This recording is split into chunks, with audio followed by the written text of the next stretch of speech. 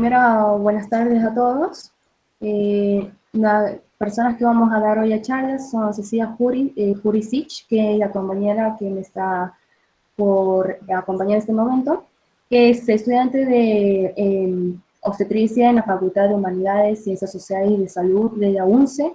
Y mi nombre es Giovanna Repeto Sosa, que soy estudiante de Medicina de la Facultad de Ciencias Médicas de la UNCE. Y bueno, nosotros pertenecemos al grupo Juventud Pro Vida de San Diego de Estero. El tema que vamos a dar hoy es embriología. Lo primero con lo que vamos a empezar es la fecundación. La fecundación es un proceso que une los gametos femeninos y masculinos en la región ampular de la trompa de falopio. Por aquí más o menos vamos a ver que aquí está el útero, la región, todo lo que es la trompa de falopio, tiene varias regiones. Pero la región ampular es más o menos esta de la zona media y después vamos a tener los ovarios. Luego de esa unión, las células ya fecundadas se trasladan hacia su implantación en el útero. Como resultado de esta fecundación obtendremos restablecimiento del número diploide de los cromosomas. ¿Qué es lo que quiere decir? Que nosotros vamos a tener en esta célula ya fecundada, vamos a tener información genética que proviene tanto de la madre como del padre.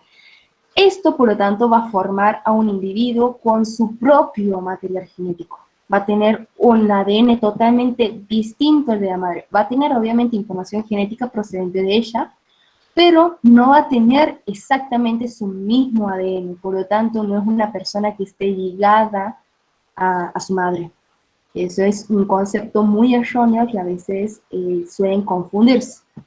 Determinación del sexo del individuo también vamos a observar que va a depender si el espermatozoide contiene una célula X o una célula Y. ¿Esto qué significa?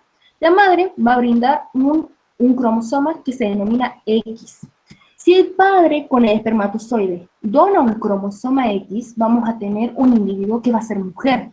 ¿Por qué? Porque por lo general en un cariotipo, que es donde se ve todos los cromosomas de las personas, toda la información genética, vamos a tener que los materiales cromosómicos sexuales van a ser XX y eso significa que va a ser una mujer.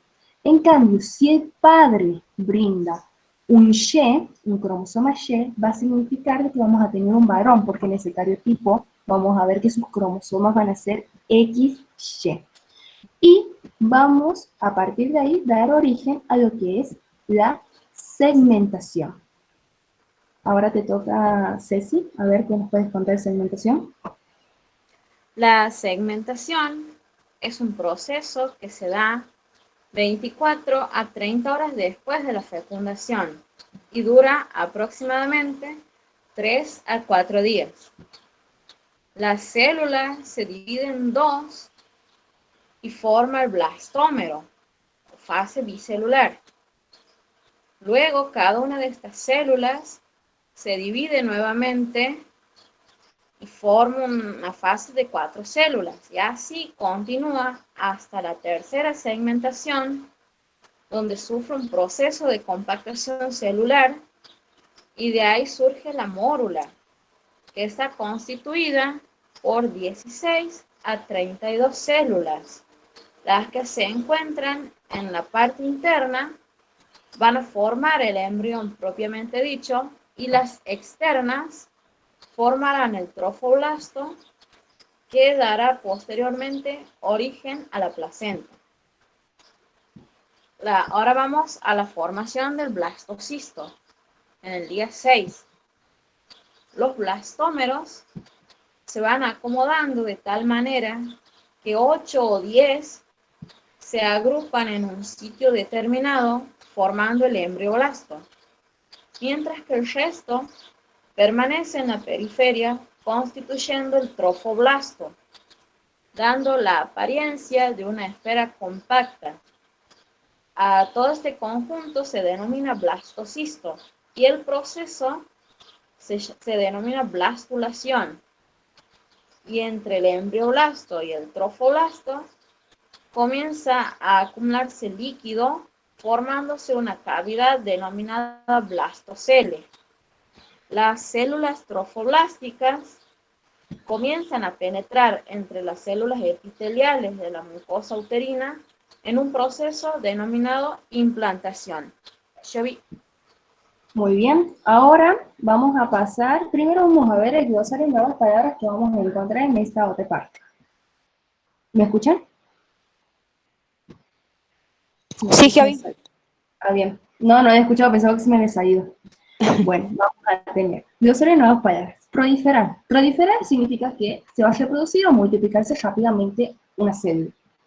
Una vacuola es una estructura interna de estas células en donde se encuentra por lo general líquido. El estroma es un tejido conjuntivo que constituye ya sea una matriz o una sustancia fundamental de un órgano y sostiene los elementos celulares que lo conforman. Y el endotelio es el tejido formado por una sola capa de células que va a tapizar interiormente cavidades de nuestro organismo. Ahora bien, vamos a pasar a hablar sobre la segunda semana. En la segunda semana vamos a ver que ocurre la formación del disco embrionario bilaminar y la implantación en el endometrio. En el día 8, el trofoblasto se ve que se inserta en el endometrio y empieza a proliferar y forma dos capas. Una que es interna de células mononucleadas, es decir, que va a tener un solo núcleo en su interior que se llama citotrofoblasto. Y otro que se va a encontrar en la parte externa, que van a ser células multinucleadas y que por lo general no están bien delimitadas, que se denominan sincitotrofoblasto. Células multinucleadas, como ya hemos dicho, por ejemplo, mononucleadas significa que tienen un solo núcleo. En cambio, multinucleadas van a tener muchos núcleos. Y van a formar con ese sincitotrofoblasto. El embrioblasto reorganiza sus células formando estas dos capas de aquí que vemos, que se denomina disco bilaminar. La capa esta amarilla se va a denominar hipoblasto, que son por lo general células aplanadas. Y las células celestes de aquí arriba van a formar epiblasto, que por lo general son células cuboides.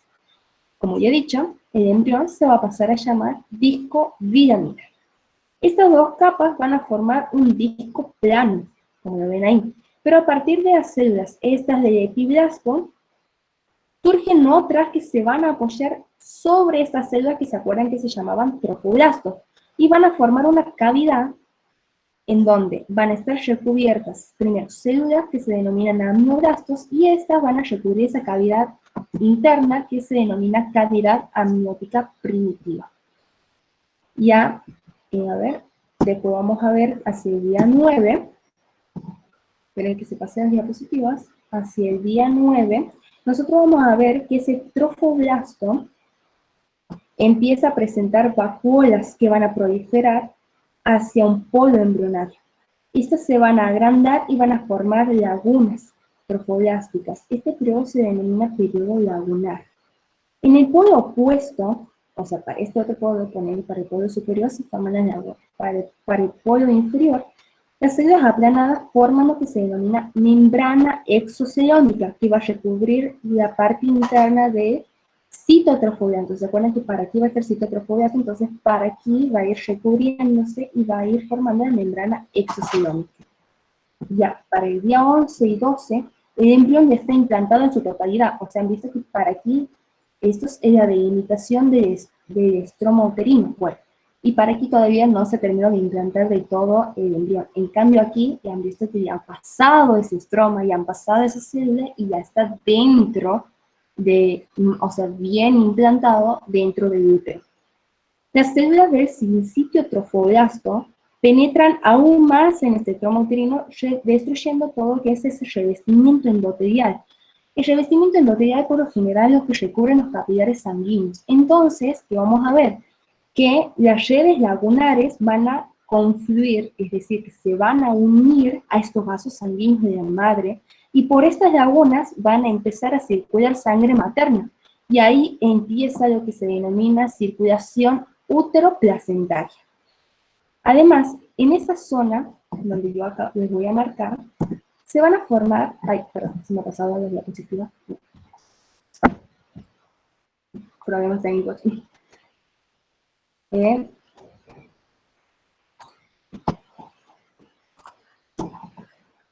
Sorry. Donde yo les estoy marcando ahora, se va a formar lo que se denomina espacios intervellosicos o también vellosidades coriónicas, que son las que van a dar lugar a la futura placenta. En la superficie interna del citotrofoblasto, ¿se acuerdan que es el citotrofoblasto? En la parte interna se forma una nueva población celular constituyendo ahora el denominado mesodermo extraembrionario. Ahora, para el día 13 vamos a tener que el hipoblasto, ¿se acuerdan que el hipoblasto eran las células amarillas? Van a empezar a dirigirse hacia el interior de la membrana exocedómica y van a formar lo que se denomina el saco vitelino definitivo. Además, se forma otra cavidad denominada coriónica, que esta va a estar atravesada por el mesodermo extraembrionario, que está formado por aquí. Y van a formar lo que se denomina perico de fijación, que es esta partecita medio marrón rojo que se ve, que eso va a dar posteriormente origen a lo que es el cordón umbilical. Ahora bien, vamos a ver nuevas palabras en esta otra parte, que es más que nada los ejes longitudinales que vamos a presentar en el embrión, que no solo tiene el embrión, nosotros también lo tenemos, que es la parte cefálica, la parte superior, y la parte caudal, que es la parte inferior de todo el cuerpo. Ahora vamos a empezar hablando sobre la tercera semana de gestación, también denominada gastrulación, la cual es muy importante que se la sepa. Esta es una de las partes que es muy complicada de entender, es muy difícil de explicarla también, y nosotras con Cecilia, le vamos a hablar de una manera más sencilla para que ustedes puedan entender. Nos vamos a saltar muchísimos pasos que si no nos tomaría todo el día explicarlos y que ustedes lo entiendan, y vamos a hablar precisamente de las formaciones que a nosotras nos interesan que ustedes sepan. Durante el día 15 y 18 se da origen a 3 capas germinativas, el endodermo, y el mesodermo y el ectodermo.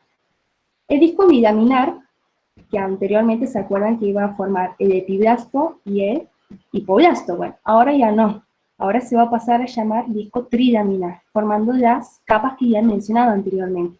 Este proceso comienza con la formación de una línea primitiva, que en la próxima diapositiva les voy a hacer ver cuál es la línea primitiva, que está bien definida durante 15 o 16 días. Esta línea primitiva a nosotros nos va a permitir orientarnos hacia parte caudal o cefálica. Vamos a ver en este video cómo las células del epiblasto, que son las celestes, van a empezar a migrar hacia las células del hipoblasto y las van a cambiar y va a empezar a formar lo que se denomina endodermo. Luego, estas células del epiblasto, las que son celestes, van a formar otra membrana que se va a encontrar entre el epiblasto y el endodermo que se acaba de formar y se va a pasar a llamar lo que es mesodermo. Y las células del epiblasto que aún han quedado van a cambiar su composición y se van a pasar a llamar ectodermo. Y a partir de ahí, entonces vamos a pasar a tener nosotros ya nuestras 3 capas bien definidas: el ectodermo, el mesodermo y el endodermo. Y de estas 3 capas, ¿por qué yo les he dicho anteriormente que era muy importante que lo sepan? Porque de estas tres capas van a derivar todos los componentes de nuestro organismo. Ahora bien, vamos a pasar a hablar de lo que es la formación de la notocorda.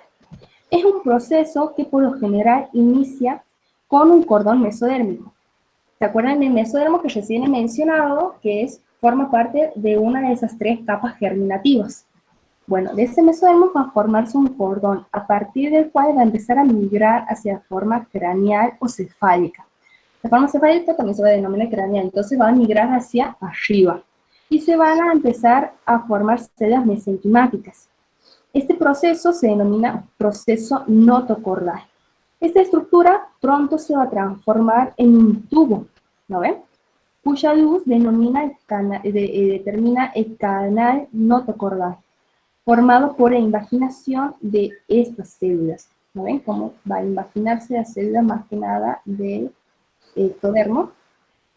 Bueno, después vamos a ver que estas células van a prolongarse aún más y van a empezar van a empezar a tocar lo que sería el endodermo y van a formar lo que es, van a empezar a tocarse con el endodermo, con el saco vitelino. ¿Se acuerdan que en algún momento se ha formado allá por la segunda semana? y se va a empezar a sellar este disco y va a empezar a formar lo que es la notocorda.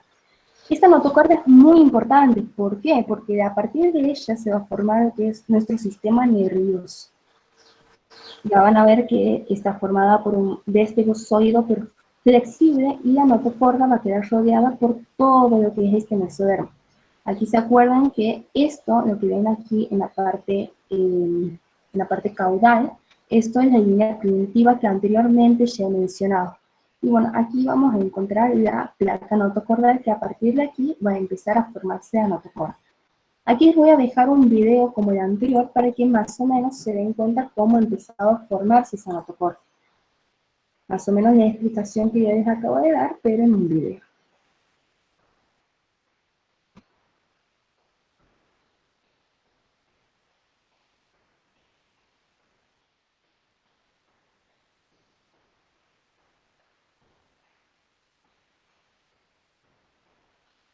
Eso es muy importante también que tengamos en cuenta. Aparte, vamos a ver que esta notocorda, la parte central de la notocorda, va a salir lo que nosotros denominamos la médula ósea. De la parte anterior va a salir la parte tanto media como posterior del cerebro, y de la parte anterior va a salir la parte posterior del cerebro, donde se encuentra más que nada el bulbo raquídeo, el cerebelo y todo lo demás. Y bueno, aquí más o menos también les voy a hacer ver lo que es la membrana. Aquí está una abertura que se denomina membrana bucofaringea. Esta membrana bucofaringea es precisamente, lo ven que está aquí en rosita, ahí se trata. No sé quién tiene el micrófono prendido, chicos, si pueden apagarlo. Esta membrana bucofaringea es precisamente, ¿se acuerdan que nosotros ya tenemos tres capas germinativas, ectodermo, mesodermo y endodermo? Bueno, lo que sí vamos a ver en esta membrana bucofaringea es un lugar en donde el mesodermo no existe, donde únicamente vamos a tener ectodermo y endodermo. Y entonces ellos se van a adherir fuertemente y van a formar la futura cavidad bucal. Entonces, vamos a ver que esta parte es nuestra parte cefálica y esta parte es nuestra parte caudal. La notocorda, bueno, ya sabemos que va a dar lugar al sistema nervioso central, va a definir la longitud de nuestro embrión junto con lo que vendría a ser nuestra línea primitiva, o sea, como ya hemos mencionado anteriormente, repetimos, cefálico y caudal. Y además va a dar formación al esqueleto axial de nuestro feto, o sea, nuestro esqueleto va a empezar a formar.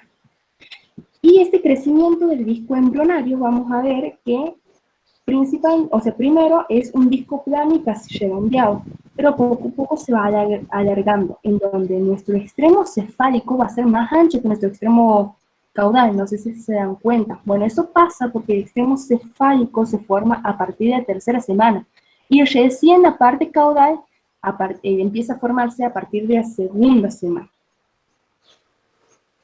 Ahora bien, ahora vamos a entrar en otro glosario de palabras nuevas. Involucionar. Involucionar sabemos que es un retroceso de una evolución.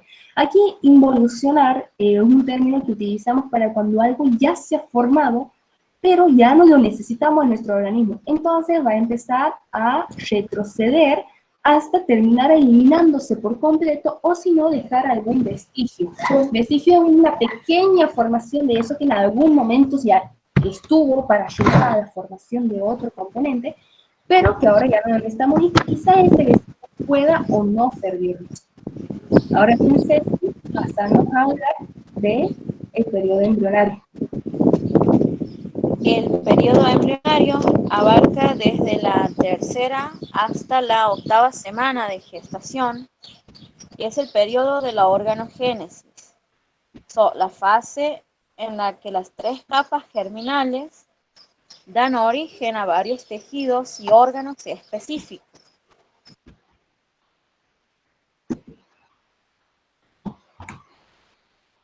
¿Me escucha? Se está cortado, o sea, sí. Sí, sí.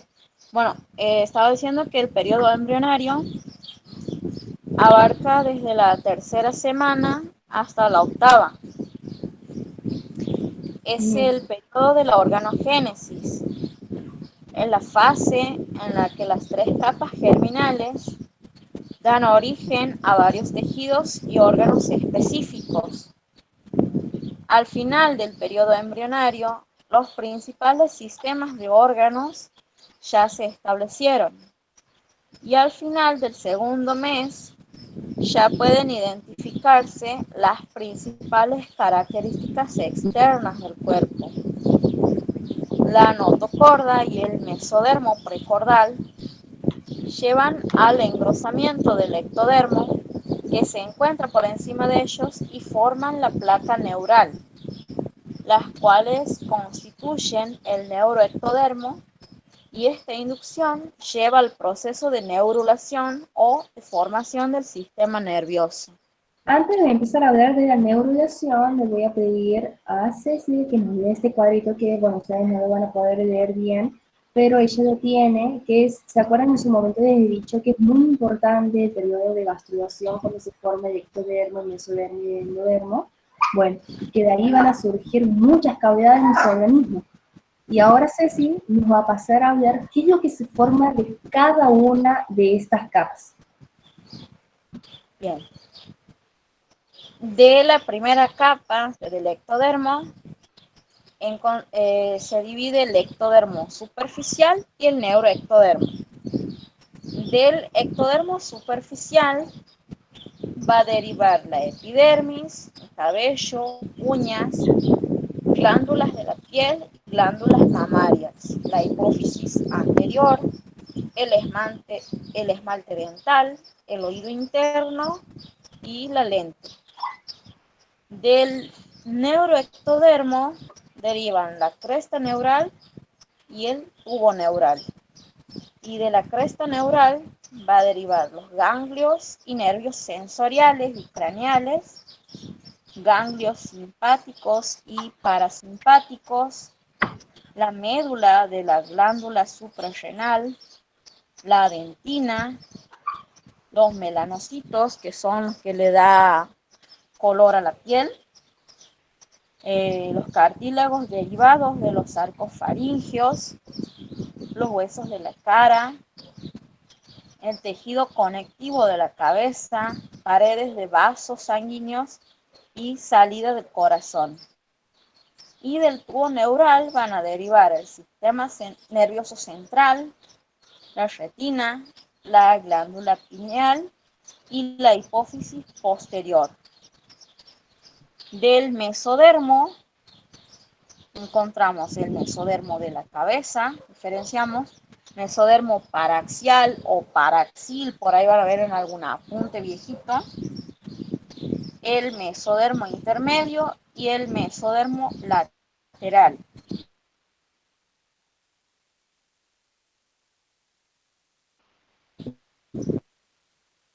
El cráneo, el tejido conjuntivo de la cabeza y el cemento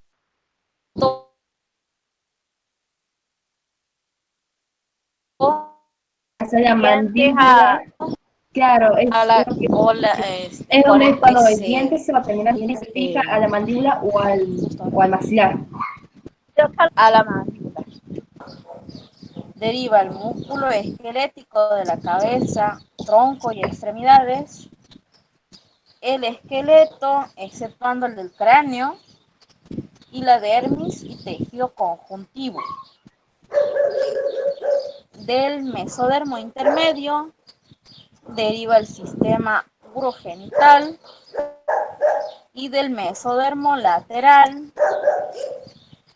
deriva el tejido conjuntivo y músculos de las vísceras, las membranas serosas, que es pleura, pericardio y peritoneo, el corazón, las células del tejido linfohematopoyético, el vaso y la corteza suprarrenal.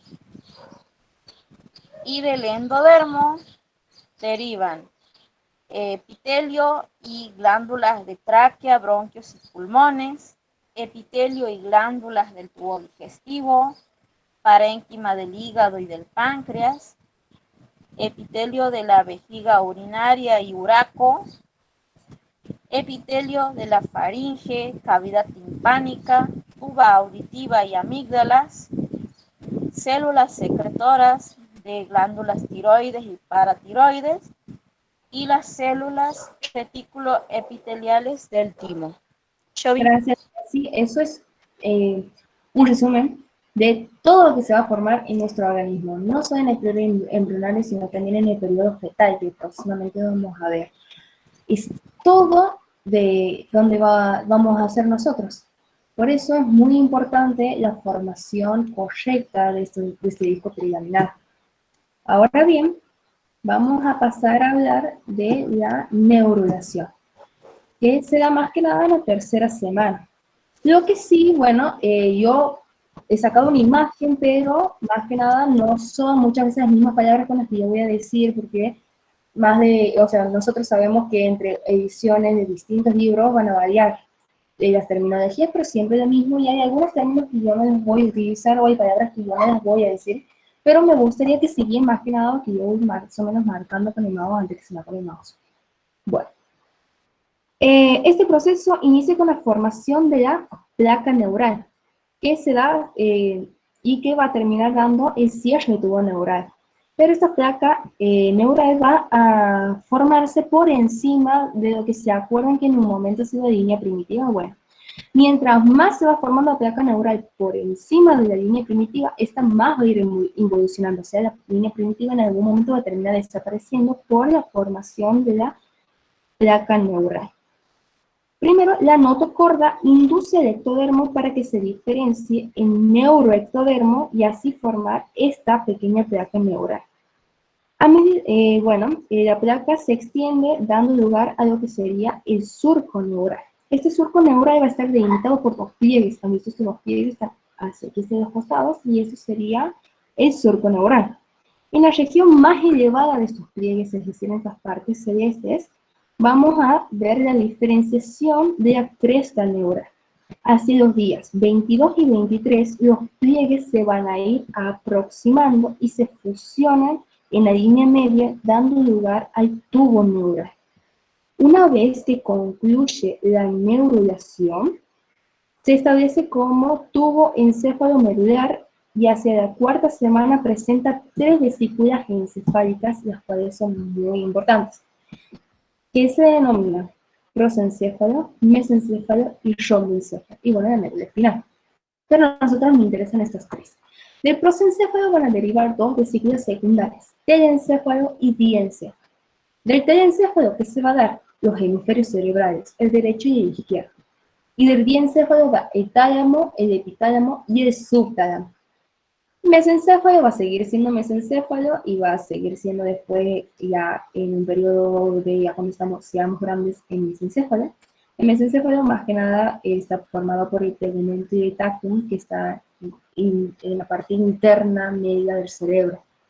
Y vamos a tener lo que es el rombencéfalo. El rombencéfalo está dividido también en 2 porciones, el metencéfalo y el mielencéfalo. El metencéfalo va a dar lugar al puente o protuberancia y va a dar lugar al cerebelo. En cambio, el mielencéfalo va a dar lugar al bulbo ráquido. Y bueno, todo esto por continuidad va a seguir el canal de médula espinal. Es muy importante, obviamente, en nuestra formación. Ahora bien, vamos a pasar a lo que es ya el inicio de la etapa fetal, pero primero vamos a hablar de glosario de nuevas palabras que vamos a encontrar ya en esta última etapa del desarrollo. Ya hemos pasado nuestro periodo embrionario, hemos pasado primero nuestras primeras 3 semanas, que esas son las más importantes. Y hemos dicho por qué. Hemos pasado nuestro periodo fetal y ahora estamos ya en nuestro periodo embrionario, ahora ya estamos en nuestro periodo fetal. Las nuevas palabras que vamos a encontrar aquí, bueno, que en un momento he mencionado que era un vestigio, que era el resto de algo, asas intestinales, que hace referencia a las curvaturas del intestino, hematopoiesis es la formación de los glóbulos rojos de la sangre, ya vamos a ver en qué lugares se da. La mielina, vamos a ver más que nada el proceso de mielinización, pero el mielin, obviamente la formación de mielina, y la mielina sería una sustancia que envuelve y protege los axones de algunas células nerviosas. Se supone que el axón está formado por su cuerpo y por sus axones y sus dendritas, que eso van a conectar con otros cuerpos neuronales. cuya función principal es la de aumentar la velocidad de transmisión de impulso nervioso. El esbozo, palabras, el esbozo es una formación provisional de algo. De hecho, unguial es el tejido conectivo adherente que se encuentra por debajo del cuerpo unguial y conecta con el dedo. O sea, eso quiere decir, el cuerpo unguial nosotros lo conocemos como uña, o la nudo, que es la forma de pelo o vello corporal muy fino que vamos a encontrar. Bueno, lo primero que vamos a ver es el inicio de la etapa fetal, en donde va a tener lugar la semana 9 hasta la 38 del desarrollo. Vamos a ver un fetito de la semana 9 y un feto de la semana ya 38, que vamos a ver después cómo se va a formar. El primer feto, es de la semana 9, en esa semana, la longitud cefalocaudal va a tener un tamaño aproximadamente entre 45 y 52 milímetros. Es re chiquitica. La cabecita del feto va a constituir más de la mitad de su cuerpo. Y bueno, vamos a ver que su carita va a ser ancha, que sus ojitos están separados. La nariz sí se puede ver con claridad, pero es evidente un surco nasal, que es un vestigio de la fusión de la prominencia nasales medias, es decir, que los dos huesos de la nariz, bueno, en un momento se han unido y después ha ido desapareciendo a lo largo del tiempo y van a quedar vestigios de ellos. Entonces, de ahí va a surgir lo que es ese surco nasal que nosotros vamos a poder observar. Vamos a ver también los pabellones auriculares, que esos pabellones auriculares van a estar bien conformados y están desplegados de la superficie de la cabeza, es decir, nosotros ya podemos observar las orejitas. Los miembros inferiores podemos ver que son más cortitos que los superiores, porque sus muslos y sus piernitas son relativamente pequeños. Los genitales externos están más diferenciados, pero la mayoría de los embriones no es factible determinar el sexo. Aún no. O sea, si bien en un periodo, o sea, nosotros vemos más que nada en embriología que a la séptima semana ya se empiezan a desarrollar los órganos sexuales masculinos y a la novena semana los femeninos, pero se empiezan a desarrollar en el interior del embrión, todavía no salen hacia el exterior. Entonces, porque como todavía no salen hacia el exterior, nosotros no podemos saber si va a ser un varón o una mujer. Eso después va a pasar muchas semanas en donde en algún momento se va a decir, en una de esas semanas nos va a decir, ah, bueno, aquí pasa esto, entonces ya podemos ver esa diferenciación. Además, vemos que las asas intestinales se van a alojar en el cordón umbilical. ¿Se acuerdan que en algún momento se ha empezado a formar allá por la segunda semana un pedacito de cordón umbilical donde ya después se iba a ir prolongando? Bueno, y ahora ya tenemos el cordón umbilical y las asas intestinales se van a alojar en ese cordón umbilical. Por lo general son escasas y se alojan no solo también en este cordón umbilical, sino también en parte de la cavidad abdominal. Y el hígado aquí, o sea, el hígado va a ser el principal órgano hematopoyético. ¿Se acuerdan que era el hematopoyesis? El hematopoyesis es la formación de glóbulos rojos en nuestra sangre. Por lo general no suele darse en un individuo adulto en el hígado, pero en el feto sí. Y en esta semana concluye la formación del riñón definitivo y el metanefro comienza a producir la orina. Se forman las cuerdas bucales e inicia el proceso de mielinización. ¿Se acuerdan que en un momento yo les hablaba que iba a haber un proceso de mielinización? Porque hemos hablado entonces que era la mielina. La mielina era la capa que iba a recubrir los axones de nuestras neuronas para permitir un pasaje aún más rápido de la información cerebral. Ahora bien, Ceci, comentamos qué va a pasar en la semana 10 a 13. Bien, en las semanas 10 a 13, la longitud cefalocaudal oscila entre 49 a 112 milímetros y la proporción cabeza-cuerpo fetal disminuye, siendo la cabeza un tercio de la longitud total. Los ojos alcanzan su posición definitiva y las características faciales son menos burdas que en las semanas anteriores. El surco nasal medio prácticamente ya no se aprecia en los fetos de 13 semanas. Los miembros superiores alcanzan su proporción definitiva y aparecen esbozos de uñas, mientras que los miembros inferiores aún se aprecian proporcionalmente cortos y también surgen los esbozos de uñas. Los genitales externos son claramente identificables, pudiendo determinarse el sexo fetal con base a sus características. En las semanas 10 y 11 termina la migración fisiológica de las asas intestinales hacia la cavidad abdominal. En algunos fetos de la semana 13 se observa ya el orificio anal perforado y la hematopoiesis que antes se llevaba a cabo en el hígado comienza a realizarse en el vaso. El feto realiza movimientos faciales y de cabeza, deglute el líquido amniótico, realiza movimientos respiratorios y comienza a excretar orina en la cavidad amniótica. Y hacia la semana 12 concluye la formación del sistema nervioso central. Muy bien. Si nosotros podemos observar, han visto todo lo que ha pasado en estas 10 a 13 semanas y han visto todo lo que se viene formando. Bueno, yo les comento que por lo general las mujeres saben que están embarazadas a partir de la 14ª semana. Recién. Muchas de ellas recién se enteran ahí.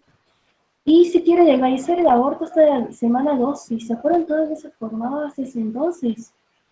Y ya tenemos una formación del sistema nervioso central y muchos dicen, no, no tenemos, o sea, no se ha formado esto, no se ha formado esto. Mentira, mentira, son conceptos muy erróneos. Ustedes ya han visto todo lo que se viene formando. Ya es, miren lo que es, ya es al ciclo. Ahora vamos a pasar a la semana 14 a 16. Este lapso ocupa, por lo general, gran parte del cuarto mes y durante él hay un crecimiento corporal muy rápido. La longitud cefalocaudal va a oscilar entre unos 99 a 150 milímetros. O sea, sigue siendo re chiquitito. La proporción cabeza-cuerpo sigue disminuyendo considerablemente. En algún momento se acuerdan que Ceci hace rato nos acaba de decir que ya ocupaba un tercio, ahora ocupa menos. Cuando yo he comenzado a hablar, la cabecita ocupaba la mitad. Bueno, ahora anteriormente ocupaba un tercio, ahora ocupa mucho menos. A efecto de la semana 15-16 es posible identificar el vello muy fino, que también se llama lanugo, a nivel de la cabeza. En los miembros superiores, las uñas ocupan la mitad del lecho unguial. Los miembros inferiores alcanzan su proporción definitiva y las uñas vamos a tener que son más larguitas. El orificio anal ya está perforado en los fetos de la semana 15 en adelante. En ambos sexos, los genitales externos muestran diferencias más claras, pareciéndose a los genitales externos definitivos. En el feto de sexo masculino se ha formado el escroto, que aún no se encuentra los testículos en su interior. Los escrotos, por lo general, en el feto masculino, y además no les voy a contar, nosotros vamos a tener tres tubos, o sea, vulgarmente decir, como tres tubitos que van a formar, uno va a formar el riñón y otro va a formar lo que es el sistema reproductor, por eso se llama urogenital, el sistema urogenital. Bueno, uno de esos tubitos va a involucionar, el otro va a producir el riñón y el otro va a producir esto de que es el escroto, los testículos, pero se sigue formando adentro, todavía no han decidido, entonces nosotros todavía, bueno, es más difícil saber, y es muy importante que ese descenso de los testículos, porque muchas veces nacen sin ese descenso y se tienen que someter a cirugías, porque si no van a terminar siendo infértiles los varoncitos. Bueno, ¿qué más vemos? Podemos observar, a ver, diferencias genitales, muy bien. Y en los fetos de sexo femenino puede encontrarse folículos primordiales de los ovarios. También podemos observar la osificación es activa en diferentes puntos del esqueleto fetal y la hematopoiesis alcanza su máximo nivel en el hígado y en el vaso. Y la frecuencia cardíaca en la semana 15 es de 150 latidos por minuto. La madre puede percibir movimientos fetales leves y el feto realiza movimientos de succión con la boca y el páncreas comienza a producir enzimas. Ahora bien, sí, hablamos de la semana 17 y 20 y bueno, contanos cómo continúa. Bien, las semanas 17 a 20 marcan el final de la primera mitad del embarazo y también es un periodo de crecimiento intenso. La longitud cefalocaudal en estas semanas oscila entre 127 a 195 milímetros. A nivel de la cabeza, el lanugo se hace más aparente y todos los fetos lo presentan a partir de la semana 19. Aparecen también las pestañas y cejas, en las que comienza a acumularse una secreción blanquecina denominada vernix gaseosa, producida por las glándulas sebáceas y que se aprecia a nivel del cuerpo. Y este vernix tiene la función de proteger a la piel del feto de la exposición al líquido amniótico. Los miembros superiores e inferiores alcanzan sus proporciones relativas al final de este periodo y los movimientos de estiramiento y flexión son intensos, siendo claramente percibidos por la madre. En el feto de sexo masculino comienza el descenso de los testículos hacia las bolsas escrotales y en los fetos de sexo femenino aumenta considerablemente el número de folículos primordiales en los ovarios. Se forma el útero y comienza la canalización de la vagina. En la semana 20 inicia la hematopoiesis en la médula ósea y comienza la producción de melanina por los melanocitos. Durante las semanas 21 a 25 se alcanza la viabilidad fetal, o sea, la capacidad del feto para sobrevivir fuera del útero materno. Quiere decir que desde esta semana, ya en un caso extremo, vamos a decir, que no sería ya un aborto, pero sí un parto muy prematuro, tiene chances de sobrevivir con cuidados extremos. Bien, el feto aumenta de peso considerablemente, llegando a pesar 800 gramos durante la semana 24. El color de la piel se parece más a la que presenta el recién nacido a término debido al aumento del lecho capilar de la piel. En el pulmón existe una gran cantidad de vasos capilares y los neumocitos de tipo 2 comienzan a secretar surfactante pulmonar que permite la distensión de los bronquiolos y sacos terminales y una potencial capacidad de intercambio gaseoso. En los dedos de las manos, las uñas alcanzan el borde del dedo. Durante las semanas 26 a 30, las probabilidades de sobrevivir fuera del útero materno aumentan en virtud de la mayor madurez pulmonar. El feto incrementa notablemente sus proporciones, llegando a pesar 1,7 kg en la semana 30. Si el feto nace en este periodo, sus probabilidades de sobrevida son altas, ya que la maduración pulmonar es mayor, así como la producción de factor surfactante. Los movimientos respiratorios del feto son importantes ya que preparan al pulmón para su función después del nacimiento. Hacia la semana 28, el feto es capaz de abrir y cerrar los ojos, y la hematopoiesis en el hígado y vaso disminuye bruscamente, pero aumenta proporcionalmente en la médula ósea. Este relevo se controla mediante el cortisol secretado por la corteza suprarrenal del feto. Y los riñones fetales producen gran cantidad de orina que es vertida en la cavidad amniótica.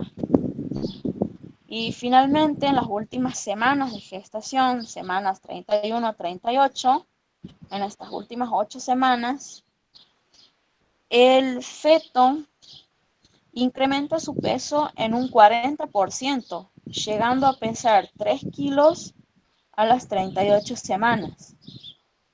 La coloración de la piel se hace cada vez más rosada y aumenta considerablemente el volumen de los miembros superiores e inferiores debido a la acumulación de grasa blanca.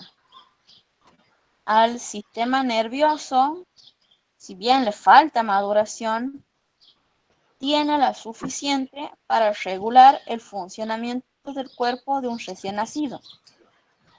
El factor tensioactivo pulmonar se dispara en las últimas semanas, lo que facilita la respiración del feto a término en el momento del nacimiento. Y en estas últimas semanas, el feto incrementa su grasa estimada en alrededor de 14 gramos al día. En fetos de sexo masculino, los testículos descienden hacia el escroto, de manera que un recién nacido a término ya deben estar alojados en la bolsa escrotal. Perfecto. Bueno, como para ir cerrando, bueno, primero vamos a poner. La embriología ya no ha dicho todo, contradiciendo a los proabortos, que siempre tienen sus conceptos erróneos, y bueno, acabamos de ver la realidad de todo, y que es un ser vivo, y que realmente es un asesinato si nosotros lo sacamos a la semana que sea. Para ir finalizando, bueno, voy a ir hablando de lo que en algún momento hemos visto, que es la placenta. Sí, ya sé que están cansados, que hace más o menos una hora estamos hablando, pero ya estamos llegando al final. La placenta es un órgano que nos va a facilitar el intercambio de nutrientes y gases entre los componentes, tanto de la madre como del feto. A la 9ª semana de desarrollo fetal, este feto va a necesitar sustancias nutricionales de otra índole, provocando cambios radicales en esta placenta. ¿Por qué? Porque ahora va a pasar a tener esta placenta dos componentes. Una parte fetal, que va a derivar, ¿se acuerdan de allá del corión velloso, vellosidades coriónicas, que se ha formado en la segunda semana? Y proviene precisamente del trofodeastro del mesodermo extraembrionario. Y hay una parte materna que deriva de la decidua basal, que proviene del endometrio uterino. Y se trata de una capa funcional de endometrio que se desprende durante el parto. Contiene esta placenta, ya cuando está bien desarrollada, va a contener aproximadamente 150 mililitros de sangre materna que se renueva 3 o 4 veces por minuto. Las principales funciones de la placenta que tendremos son intercambio de gases, intercambio de nutrientes y electrolitos, transmisión de anticuerpos maternos que confieren al feto una inmunidad pasiva, producción de hormonas, progesterona, estradiol y estrógeno, que eso es más que nada para la madre, y eliminación de sustancias tóxicas. Para ir cerrando más o menos este tema, vamos a ir tirando unas conclusiones que con Ceci nos ha parecido muy importantes. Ceci nos va a hablar sobre la diferencia de aborto inducido y aborto espontáneo. Ceci. Ceci. ¿Me escuchas? Ajá. Bien. Por aborto se define a la interrupción del embarazo por cualquier medio antes de que el embrión, feto, esté suficientemente maduro para sobrevivir fuera del útero materno, que sería una edad gestacional menor a 20 semanas o el peso corporal del producto menor a 500 gramos. Ahora bien, el aborto se puede dividir en aborto espontáneo o aborto inducido. Se puede diferenciar. El aborto espontáneo se denomina a la pérdida del embarazo en las condiciones antes señaladas y en la que no hubo acción materna ni de terceros para detener el embarazo. Algunas de estas causas que provocan un aborto espontáneo pueden ser alteraciones cromosómicas y no cromosómicas, infecciones maternas, enfermedades crónicas de la madre o incluso también del feto, y el consumo de alcohol y sustancias estupefacientes. Y el aborto inducido se denomina a la interrupción del embarazo antes del tiempo de viabilidad fetal mediante la utilización de algún procedimiento intencional. Y puede ser de varios tipos el aborto inducido. Puede ser terapéutico, que está indicado por un comité de ética para proteger la vida o la salud de la madre o por malformación fetal grave. Después el aborto voluntario, que es realizado a petición de la madre sin razones de salud materna o enfermedad fetal y que solo puede ser llevado a cabo en países o estados donde esté legalmente establecido. El aborto legal, en el cual debe haber un dictamen de un juez y la aprobación de un comité de ética, que puede ser, por ejemplo, en casos de violación. Y el aborto criminal, que es realizado de manera clandestina, sin mediación ni dictamen de un juez, ni aprobación de un comité de ética, y que puede ser realizado por profesionales sanitarios o por cualquier persona de dudosa calidad ética y moral. Este tipo de aborto tiene una tasa elevada de mortalidad materna y es penado por ley. Muy bien. Yo ahora la conclusión que les voy a dejar, que anteriormente es compartido en la charla anterior, pero me importaría mucho retomarla ahora, que es lo que consideramos nosotros personas. Hay muchos conceptos errados de qué es lo que es una persona, pero el concepto más válidos son los que yo les voy a mencionar ahora, que es lo que me pareció muy importante. Dice, las nuevas manipulaciones de la vida que hacen posibles las biotecnologías exigen hoy más que nunca evitar los reduccionismos antropológicos y reafirmar la idea según la cual todo individuo humano es una persona, cual sea su grado de desarrollo físico o psíquico. No importa si vos piensas o no piensas, si puedes ser autosuficiente o no, vos sos una persona, seas un feto, seas una persona que ha nacido con enfermedad mental, lo que sea, vos sigues siendo una persona. Nadie puede venir a decirte lo contrario. ¿Qué vas a decir entonces? Que un niño no es una persona porque no puede autovalerse, no puede tener una autoconciencia y por eso lo vas a matar. Me pueden decir muchos, no, pero no es tan en extremo. Un feto, en cambio, no es una persona. Ah, entonces, ¿por qué no podemos considerar una persona si es un ser viviente? Igual que todos los demás. Sí, pero me van a decir, sí, pero no sabe pensar. Ah, pero un niño tampoco puede pensar. Una persona con una deficiencia mental tampoco puede pensar. ¿Y qué vas a ir a matarlo? No, no se puede. Es un concepto muy errado. También les quería compartir otra frase que dice, es cierto que las personas poseen ciertas características que la ponen en evidencia ante nosotros, la racionalidad, la libertad, la conciencia, el lenguaje, etc.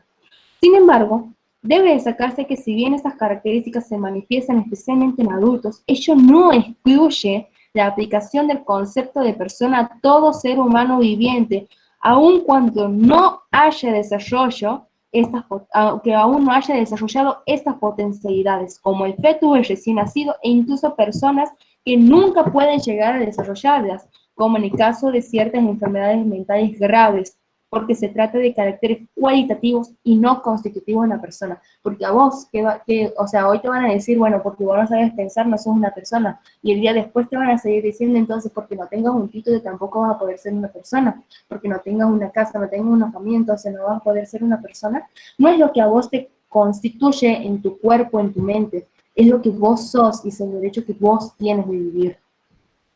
Después hay otro que dice, por otra parte, debe advertirse que desde el momento que se exige una cierta cualidad para reconocer a otro individuo humano como persona, se introduce al mismo tiempo la arbitrariedad. Hoy se excluiría de la categoría de personas individuos que no alcanzan un cierto grado de desarrollo o los afectados por ciertas enfermedades mentales. Mañana podría exigirse un grado de desarrollo mayor para ser merecedor del título de persona. El límite siempre fluctuante nos conduciría a una sociedad inhumana, regida por el criterio de dominación de los más fuertes sobre los más débiles. Voy a hacer alusión a las palabras también de Robert Feynman, que dice, si debe haber en algún sentido algo así como derechos humanos, entonces solo puede haberlo en el supuesto de que nadie esté capacitado para juzgar si yo soy un sujeto de tales derechos, pues la noción de derecho humano indica precisamente que el hombre no se convierte en miembro de la sociedad humana mediante una capacitación realizada sobre las bases de determinadas características, sino en virtud del propio derecho. En virtud del propio derecho solo puede justificar, en virtud de su pertenencia biológica a la especie Homo sapiens, y cualquier otro criterio convertiría a unos en jueces sobre los otros. La sociedad humana se convertiría en un closed shop y la noción de derecho humano quedaría eliminada de raíz. En relación a lo que es el embrión humano, esta perspectiva de la persona sustancia conduce a sostener la necesidad de protegerlo jurídicamente, dado que puede reconocerse en él a un individuo perteneciente a nuestra especie, dotado de una información genética propia desde el momento previo a la fecundación. Desde el momento, perdón, de la fecundación.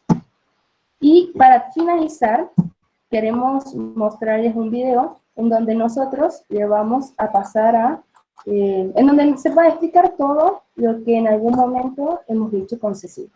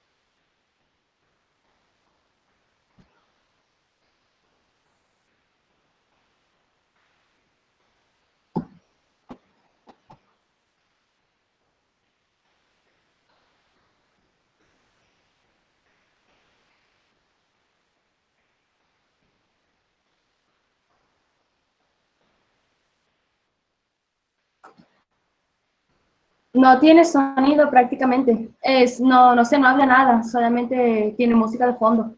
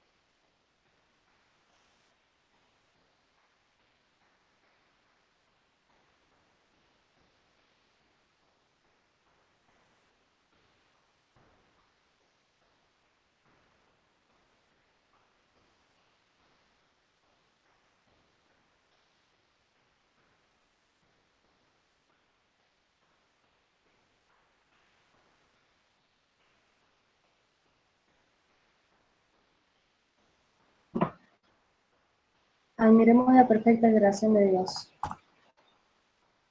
Eso es todo. Muchísimas gracias.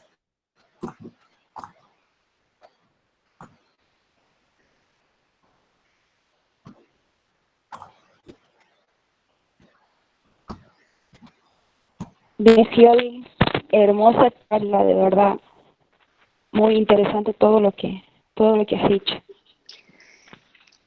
Bueno, espectacular, la verdad. Muy claro, el nivel altísimo. La verdad que, bueno, felicitaciones, se han pasado.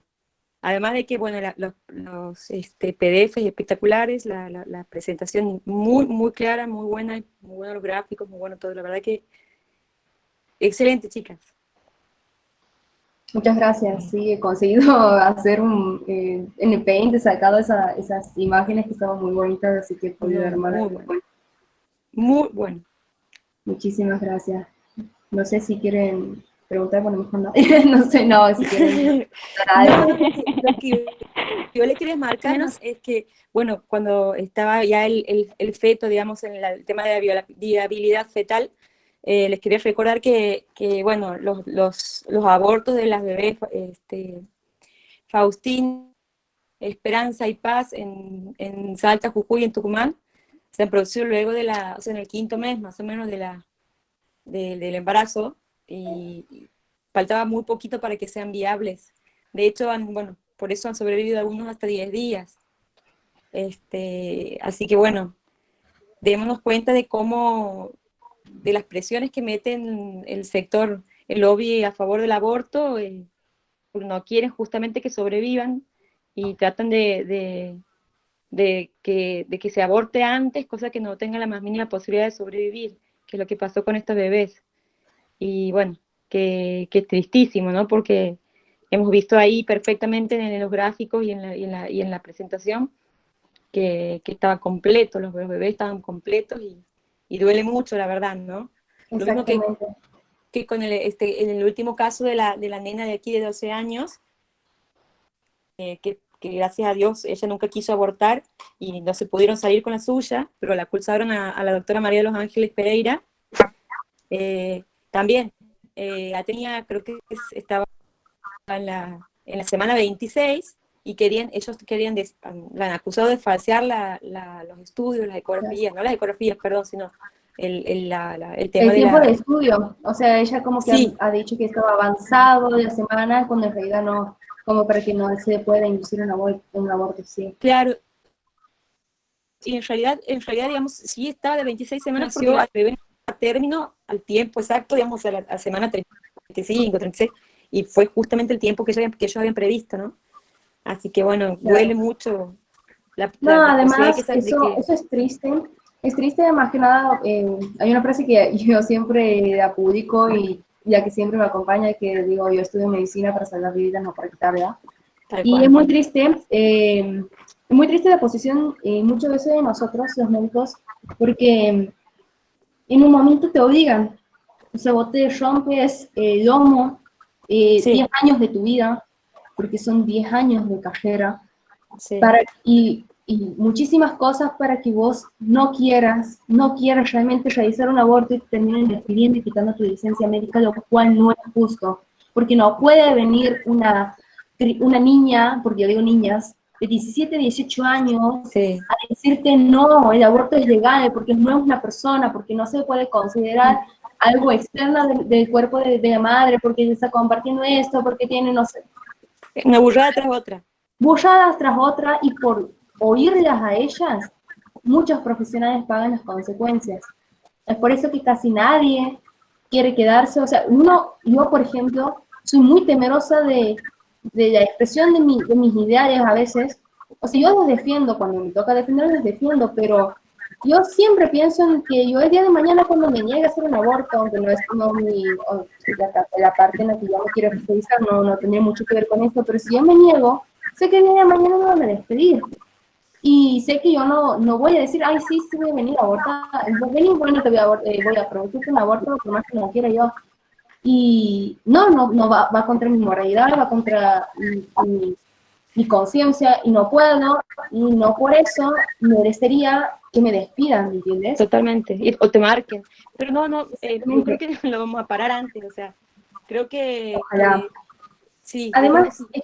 en un Pero por momento otra parte, como lo que hablábamos decía, de un concepto muy errado de que dicen, bueno, la charla anterior hablábamos que decían aborto legal, seguro y gratuito. Seguro, no que seguro. Ninguna intervención quirúrgica es seguro. Si nosotros vemos el número de mortalidades de las personas de los países que han legalizado el aborto, el número de mortalidades son altos. totalmente, Son muy altos. O sea, eh, no es una falsa solución. exacto, no es una solución a porque quiero, bueno, voy a ir a abortar, bueno, no, porque eso muchas, ellas dicen, no es para que aborten cuando quieran, es que eso se va a hacer, ¿me entiendes? Ay, Se va a estoy hacer, embarazada, ay, pero yo no quiero tener hijos, che, bueno, vamos a interrumpir el se embarazo. hace, se hace.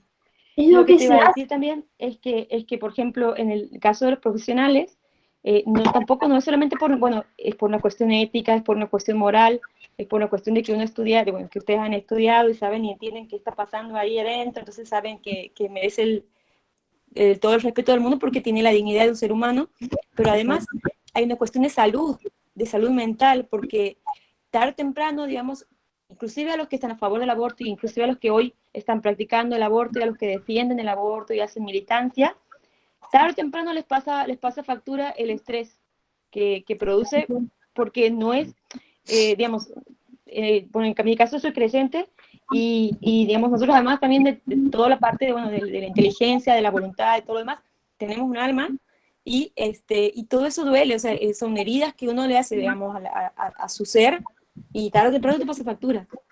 exactamente. Y, Una Sí, de pregunta, estrés.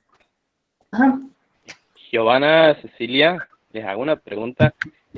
¿Ustedes qué creen que, por ejemplo, en la Facultad de Medicina y en la Facultad de Ciencias Sociales y de la Salud, teniendo todos estos conocimientos de embriología, de ciencia, de anatomía, ¿por qué creen ustedes que los chicos tienen esa mentalidad con respecto a la ideología acerca sobre el aborto? ¿Me pueden responder eso?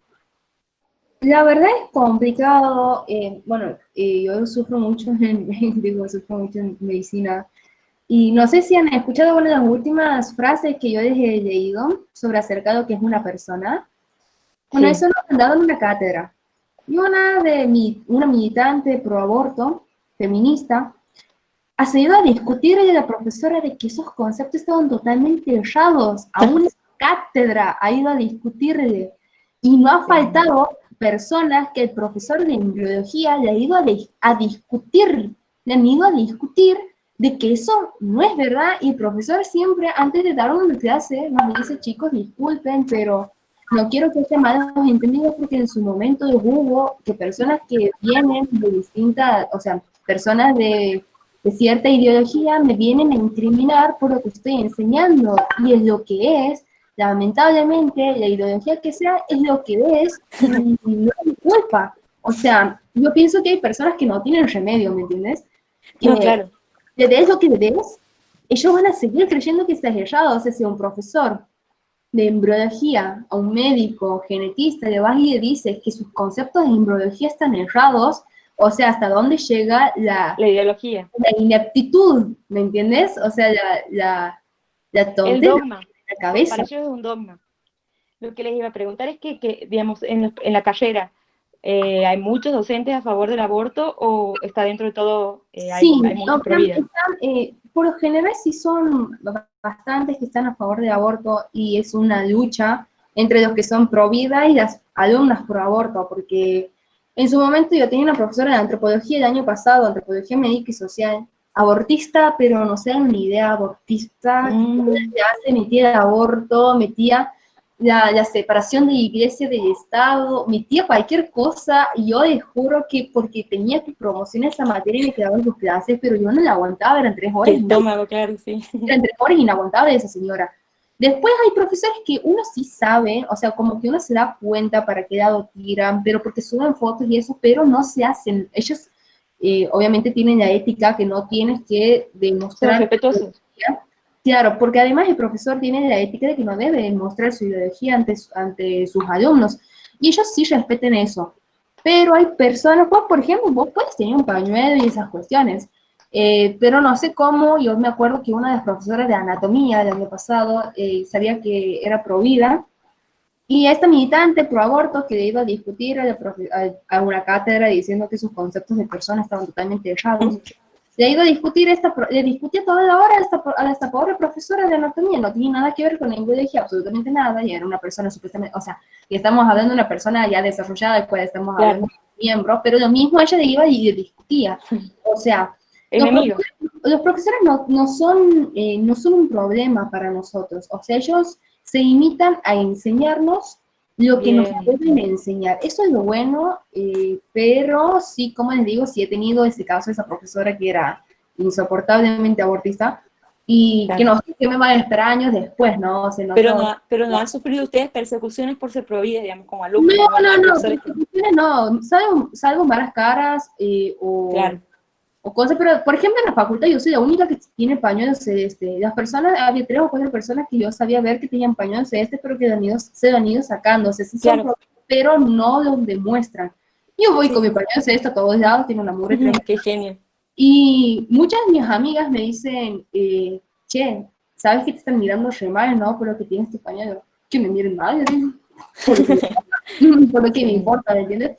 Nosotros por profesores pues, no tenemos persecución ni nada. Como les digo, ellos se limitan a enseñarnos lo que es estrictamente de la carrera de medicina, o sea, lo que nosotros nos va a convertir de mañana en médicos, pero no se limitan a decir sus comentarios ni nada. Sí, hay profesores que, bueno, uno sabe cuál es su ideología, que ya sabemos que para el otro lado, pero que ellos no lo hacen notar, o sea, no nosotros militan. lo decimos, pero ellos dicen, yo tengo un profesor que precisamente de donde he sacado los textos de esta parte de los tipos de personas, cómo cada uno elige cómo considerar al otro una persona. Él dice, bueno, yo sabía que él era de los abortistas, pero él dice, bueno, tipo, o sea, no hay ni un mal ni un bueno en una película, y cada quien decide seguir lo que quiere seguir. Totalmente. Y eso sí, eso es verdad, o sea, cada quien va a decidir lo que quiere defender, porque al abortista le vas a dar todos los medios necesarios y le vas a decir, che, mira, no, esto tiene vida,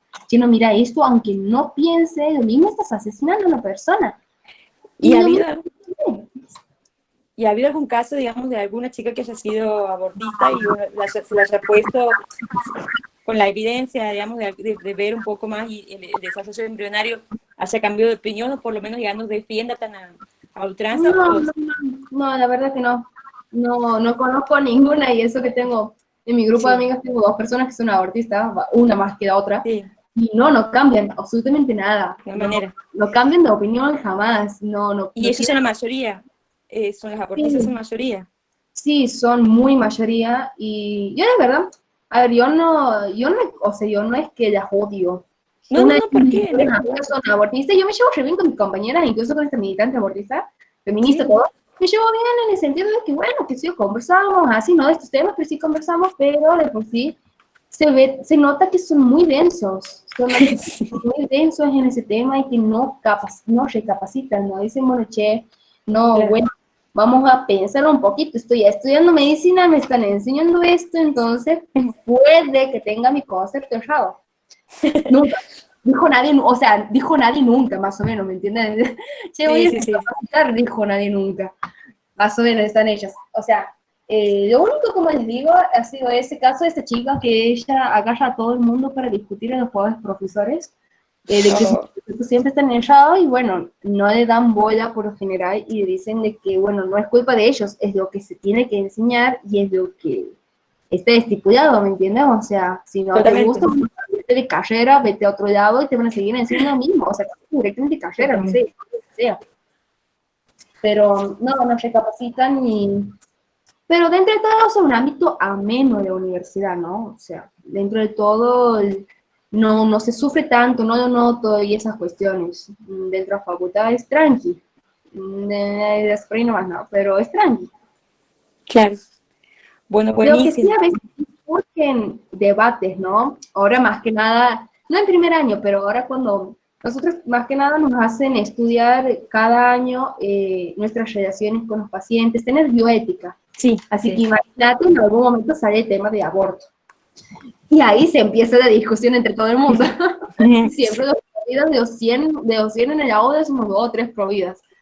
Y nos van a atacar de todos lados. Pero en esos temas solamente surge el tema de aborto, pero porque es propio de que surja, ¿me entiendes? Desde la bioética, desde la relación con el paciente, cuando se quiere producir un aborto, que sea lo que tienes que hacer. Esas cuestiones que a vos te Totalmente. dicen, ética médica, la ética profesional, que que vos tienes que tener ante otra persona, pero en algún momento surgen esos temas y sí, son insoportables, la verdad, porque empiezas a oír cada barbaridad y te quedas como, what? Y siempre terminas metiendo en la iglesia, eso es inevitable, ¿me entiendes? Sí, sí, sí. Sí, vos si sos pro vida es porque estás en la iglesia, si no, no. Y cuando no, pasa que cuando no pueden pelearle a la ciencia, se agarran con la iglesia. Pasa. Ay, sí, es peor, encima me mata porque dicen iglesia y Estado separado, y yo tipo, ajá, ¿y cuándo en esto juntos? Yo que sepa, el cura no cobra, paga los intereses como cualquier persona normal, se muere de hambre como cualquier persona normal, así que no entiendo, encima que se da el gobierno supuestamente con la iglesia, ¿no? Así que, pero ellas no se tienen que agarrar de pobre cura, de los pobres laicos, se tienen que agarrar de todos, ¿listo? Para poder zafar, ¿no? Es impresionante. Pero, La verdad, no, eso es bueno, que es tranquilo. Al menos nosotros, no sé, la obstetricia, Ceci, que nos cuente más o menos cómo es su experiencia allá. Y en obstetricia, bueno, hacer una aclaración, una salvedad, que yo soy ex estudiante de obstetricia, que por razones que no vienen al caso he decidido pasarme a contador público. Nada que ver. Pero mi experiencia, estos años en obstetricia, que sí hay, la mayoría de los profesores están a favor del aborto, pero respetan las ideas, los pensamientos de los alumnos. Y yo también voy con mi pañuelo celeste a todo lado y que se jodan y si me llaman antiderecho, facha o lo que sea, Nimi, y hasta por ahí le tiro un besito, gracias mi vida. Asesina, te van a gritar. Antiderecho, me dicen. Asesina, asesina, por tu culpa se mueren muchas mujeres en la clandestinidad. Ay, sí, cállate. ¿Cómo se llama esa profesora? Esa profesora que está, creo que está en obstetricia, creo, o en educación para la salud, que es, bueno, una de las más violentas de aquí, de los proabortos, no me puedo acordar, es una mujer grande. No me acuerdo. ¿Qué es obstetra? ¿Quién, che? No, bueno, que cuando estaban en el tema, ¿se acuerdan que cuando había la de la toma de la universidad, de la Facultad de Medicina? Era de las que más fogoneaban. No me puedo acordar cómo se llama esta profesora. No sé qué enseña, pero creo que está en educación para la salud o algo así. Pero bueno. ¿La No. Sí, me parece que sí. Pero bueno, sí, la cuestión es que cuando hemos ido nosotros con las pancartas y todo así a apoyar al decano, al profesor, de todo, nos han tirado y nos han gritado y todo. Ay, Dios. Pero bueno, pero vale la pena. Sí, a veces sí, vale la pena, ¿no? O sea, yo me río, no les digo nada y paso de algo, pero siempre te tiran los comentarios, ¿viste? Sí. Ay, sí. Bueno, digo, miradas. decime lo que quieras, a veces sí me molesta, digo, decime lo que quieras, total, no te lo han hecho de ahí, querida, así que anda allá, Alberto, no sé, haz lo que quieras, pero a mí no me jodas, o sea, ellos te gritan como si vos tuvieras la culpa, de tipo, de que los que han decidido son los otros, no nosotros. Y ellos no. No, pero o sea, nosotros aquí más que nada con Ceci queremos ilustrar lo que es verdaderamente todo que se forma, ¿me entiendes? Y Totalmente. es impresionante todo que se forma y es una criatura, ¿cómo lo puedes matar? Para mí es un asesino, o sea, así de simple, no hay otro calificativo. No lo hay. Y nada, te dicen aborto legal, seguro y gratuito, pero por el otro lado ¿Has visto en la página de Socorro Rosa? Sí. Te enseñan a hacer un aborto casero Bien con lo que clandestino. tengas, con pastillas, con té de ruda, con lo que sea. Sí, sí, O sí. sea, Muchas veces, o sea, esa se hipocresía han que se puede intentado, hacer. sé de chicas que se han intentado producir un aborto con palos de perejil. Sí, sí. Bueno, antes como que era, parece que es lo que más se promocionaba entre las que se, ¿cómo les llaman? Las comadronas. Parece que eso es lo que usaban, ¿no? Pero bueno. No, es todo un tema, de verdad. Y lo gracioso es que no cuentan lo mal que le pasan con el misoprostol, porque yo he visto videos de personas que han abortado con misoprostol y cuentan que parece que en un momento creen que se mueren porque es primero dolorosísimo, mucha hemorragia,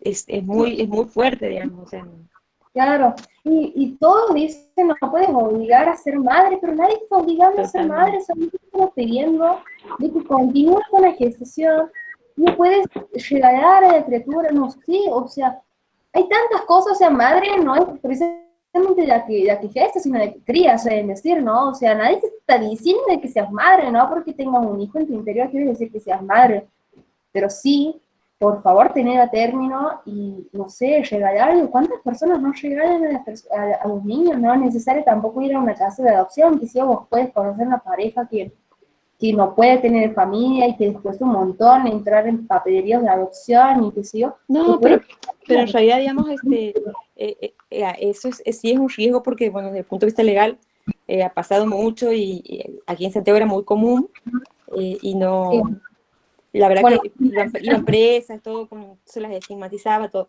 Lo que creo que, aparte, lo que nosotros tenemos que avanzar es en eso, digamos, en una ley de adopciones claro, que sea más rápida, más buena, ¿no? Más benigna para el bebé, porque si no se la pasan esperando ahí y se le va la vida, pobrecitos ahí. y claro, Así los que padres sí, desesperados que siguen sin tener hijos durante años, que no pueden. No pueden, totalmente. yo me acuerdo de una profesora mía en la secundaria en quinto año, hablábamos también de esos temas, vivo en un colegio católico, y ella nos contaba que ella llorando nos decía que ella con el marido hace como 4 años que intentaban tener hijos, y justo ese año ella ha quedado embarazada y lo ha perdido los 2, 3 meses. Y llorando nos dice, bueno, si vos no lo quieres a tu hijo, dámelo a mí, que yo sí lo quiero, ¿me entiendes? Pero Claro, no me mates, yo que tanto estoy buscando, vos que tienes la suerte de tenerlo, no me mates. totalmente. Tremendo. Es todo un tema y la verdad no, a veces no entiendo por qué no cambian de opinión o por qué no se suavizan un poco, viendo todas estas cosas. Malos, mis compañeros, ahí está. Sí. Bueno, Bueno, muchísimas gracias, chicas. no de nada. A ustedes. Y como les decía al principio a la Shelby, bueno, si les ha gustado, recomiéndenos. Y si no les ha gustado, recuerden que a Diosito no le gusta que hablen mal de la gente, ¿no? Bueno, chicos. Muy bueno. Lo van a subir, ¿verdad? Va a estar disponible para subir, para verlo después también. Lo grabado. Calculo que Matías ha grabado. Bien, ¿Matías? bien. Perdón, Mati. Pasen el hour después, dice. Sí, ya les voy a pasar por WhatsApp. Ah, bueno. Después publicamos en Instagram todo. Gaby, gracias por acompañarnos. No, Excelente las chicas. Muy buena la info. Gracias. Gracias, chicas. Bueno, gracias Ceci y Jovi por aceptar la propuesta de dar esta charla. Y bueno, y también por la voluntad que han puesto, porque se han informado bastante y han puesto lo mejor en esta charla, así que felicidades de verdad a las dos. Gracias.